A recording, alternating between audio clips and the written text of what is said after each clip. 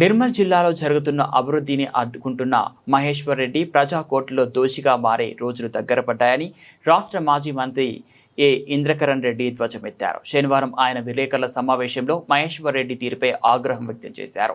ఒక ఎమ్మెల్యేగా ఉండి నిర్మల్ నియోజకవర్గంలో మొక్కజొన్న, వరిజొన్న కొనుగోలు రైతులకు న్యాయం చేయలేని దుస్థితి ఏర్పడిందన్నారు. ఎమ్మెల్యే వైఖరితోనే నిర్మల్ నియోజకవర్గంలో రైతులు కోసపడుతున్నారని ఆరోపించారు. కొనుగోళ్లపై ఇప్పటి వరకు ఎమ్మెల్యే సమీక్ష నిర్వహించకపోవడం, రైతు పంటలపై అవగాహన లేదని ఆరోపించారు. రాజకీయాని కోసం రైతులతో కలిసి ధర్నాలు చేస్తున్నారని ఆరోపించారు. రైతులపై ఎమ్మెల్యే మహేశ్వర్ రెడ్డికి ఏమాత్రం చిత్తశుద్ధి లేదని పేర్కొన్నారు. Adilabad MLA BJP, Armoor MLA BJP, Nizamabad MLA BJP, Kamareddy MLA BJP, Nizamabad MP BJP. మరి తోవంతా బీజేపీ ఉండి ఏడబోతాడ మోడీ గారు 30,000 కోట్లు, 40,000 కోట్లు, 50,000 కోట్లు శంకుస్థాపనలు.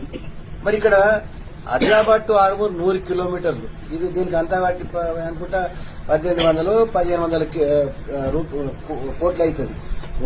పటాన్ చెరు వరకు కొండపోతుంది, అది వేరే పటాన్ చెరు వరకు తర్వాత ఎప్పుడైనా చేసుకునే అవసరం ఉంది.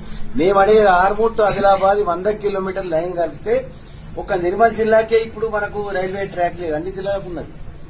కొత్త జిల్లాలకు కూడా ఆల్మోస్ట్ మెజార్టీ జిల్లాలకు రైల్వే ట్రాక్ ఉంది, ఒక మన నిర్మల్ జిల్లాకి లేదు.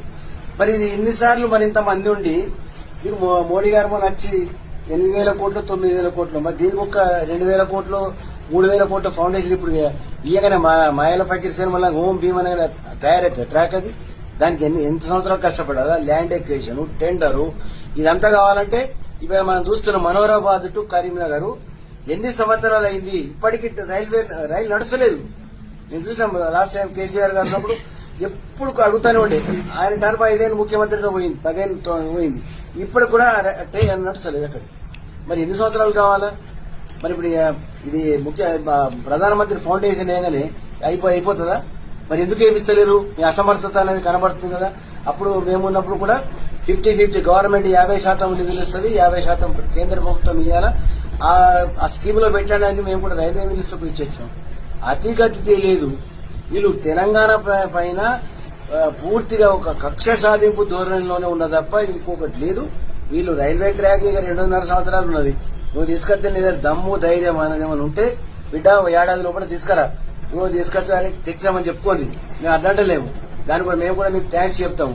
మీతో చేత కాదు అని చెప్పి నేను మెంబర్ పార్లమెంట్ ఇద్దరు, ఈ 4 ఎమ్మెల్యేలు ఆదిలాబాద్, నిర్మల్, ఆర్మూరు, కామారెడ్డి, నిజామాబాద్ ఇంతమంది మరి చెప్పుకుంటున్న దీని ఒక సిగ్గురు కాదా దూరం ఉన్నది అనుకోండి. మిగతా నారాయణరావు పటేల్ కూడా అవసరం పడితే చేయాలి, తిరిగి ఎలక్టోడే కదా రామారావు పటేల్. అందుకోసం 8 మంది ఇటే ఉన్నారు. 8 మంది ఉండి 2 ఎంపీలు ఉండి కూడా మీరు చేస్తలేరంటే మీ అసమర్థత కనబడుతుంది. మీరు ఏం చెప్పినా గానీ ప్రజలు నమ్మే పరిస్థితి లేరు. ఇంత అవకాశం ప్రజలు ఇచ్చినా కూడా మీరు చేస్తలేరంటే మీరు జీవితంలో ఫెయిల్యూర్ అనే ముద్ర మీరు తీసుకొని పోకూడదు తప్ప ఇంకొకటి లేదు.